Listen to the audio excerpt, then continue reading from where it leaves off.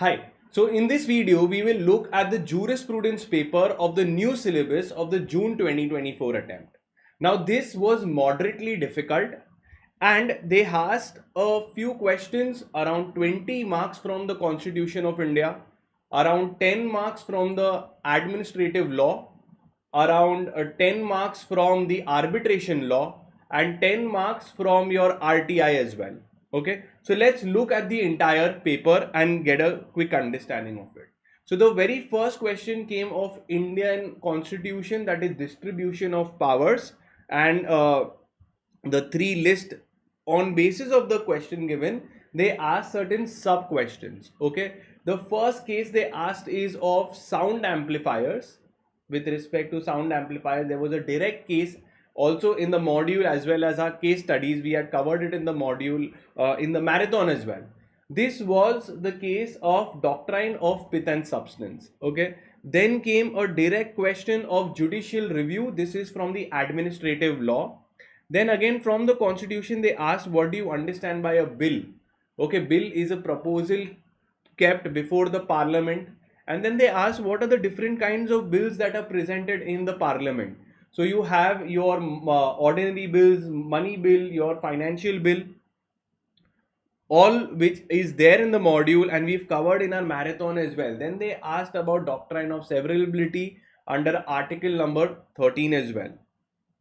Then next they asked is again from the Constitution, but this is also there in torts as well as administrative law.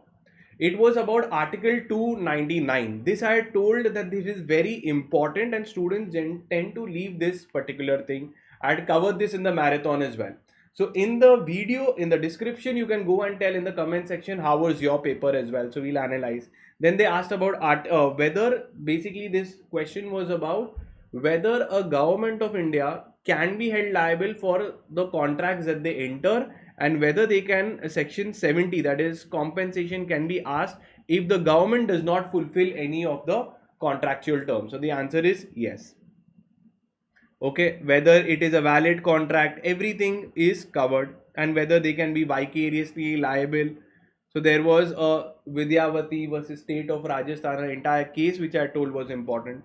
Then in question number 2, they asked about Ryland versus Fletcher case. Okay, they said that a mill was disrupted by due to digging of well. So this was about Ryland versus Fletcher for 5 marks, which you had to write. And digging of a well is considered as a non-natural use of land, and on basis of that you have to frame your answer and quote the case as well.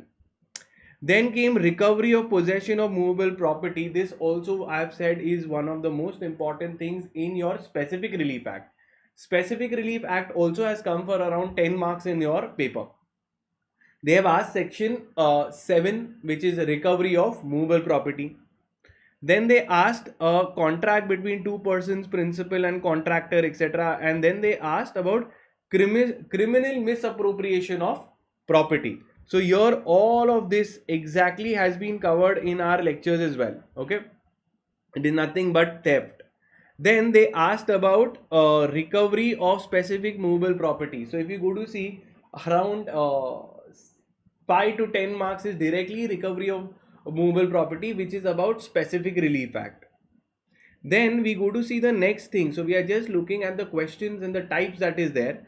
So then they asked a singer agreed to sing in the theater but did not turn up. Will this one succeed? What is your conclusion? Suit of specific performance, where it is there. So specific performance is where you do not feel that the compensation will be adequate relief. You ask the person to do the exact same performance as promised under the contract. Okay, so here the court can restrain the singer from singing anywhere else. Then came A buys a land of this much from B and executes but didn't register. So this is a case of section 17 of the Registration Act 1908. Then they ask a direct case which is of interpretation of statutes. Again, same thing we have done discuss under this. So mentioning of one thing amounts to an exclusion of the other. Then they have asked of specific relief act again. Okay, and with respect to computation of limitation period and when limitation period starts in case of a suit. Okay, so what are they saying? That if specific performance is there, from when do you start the cause of action, from when the period of limitation starts. So if with respect to a performance, the date is mentioned that on this date the performance should be done. So from the very next day and the performance is not done on that day, then immediately we start the period of limitation. But if the date is not mentioned, then a reasonable date will be applied. It could be from when the performance or demand notice was given, or when performance was demanded, from that time. So it depends on the facts of the case. Okay, then another case came of section number 11 of Arbitration Conciliation Act 1996. Very, very important. With respect to arbitrator could not be appointed. So now we are going to the particular High Court, Supreme Court, okay, to suggest your appointment of arbitrator, okay, with respect to appointment of arbitrator. So nowadays High Courts, Supreme Court for ICA, your International Commercial Arbitration, and High Court for others will suggest or will appoint a particular agency to appoint a arbitrator. Okay, so that is there. So they will end up appointing the arbitrator. Next, they asked of sources of law, Jeremy Bentham case. Then again they have asked in this, it was two commands, the theory of command and sovereign. Then similarly again they have asked with respect to theory of law, this is of sources of law again, okay, with respect to the Grund norm, etc., hierarchy. So question, the parliament and the president derive their power from the constitution, so it's sources of law. Then again from limitation period bars the remedy in the court, explain, very, very important again. Okay, it does not extinguish, and it is the most important thing we've seen. So almost everything, almost you could say 90 to 95% is directly from the module or our notes, and we've covered it in the marathon as well. Then a very direct question from Negotiable Instrument Act, they have asked difference between check and bill of exchange. Then they have asked a difference between digital signature and electronic digital signature certificate. Okay, then in this case they have asked about article number 21, which is actually about Right to Information Act. So when we start the RTI Act also, we see that right to freedom of speech and expression can only be done if we have knowledge, and it is a part of article 21 is a right to life. Okay, then we see A and B are litigating over the pendency of a case. So during the pendency of a suit, if a particular property is transferred, doctrine of list pendens is applicable. Okay, then the next thing is decide. Now this is of the Negotiable Instrument Act, is pay order, etc., has been given. Now the next one, A took to sell a property. Now let's see from which chapter it is there.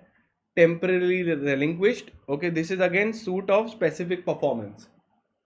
So specific relief act also has come for good amount of marks in this question, in this paper. Then we see this is about contract. Okay, he wants to avoid the contract. This is coming from Sale of Goods Act. Sale of Goods Act, when the goods are condition warranty. Okay, when it is sold by description, those things. Then comes your next Arbitration Act 1996, section number 32 has come. Okay, it is about termination of arbitration proceedings. Parties can mutually terminate. Then comes what is the extent of liability of instruments to stamps under the several documents, several instruments are executed in a single transaction. So this is also one of the repeatedly asked questions which are also covered, and it's very simple too. Now this was a thing which I just covered in the marathon, and I said it's very important because the Mediation Act 2023 was passed. It was not there in your amendment sheet, but we know that it is there, and that is why mediation became important. And I had also explained difference between mediation and arbitration. Okay, then came what is Indian Evidence Act admission. So I told that admission confession, so is also there. So if we see the overall review of the paper, it was moderate, okay, and they had heavy weightage on chapters such as Contract Act, your administrative law, your Specific Relief Act also came, your Limitation Period, Limitation Act, Arbitration and Conciliation also 10 to 15 marks. So these were your chapters. Even torts had come, torts. So these were, and questions of the Indian Penal Code.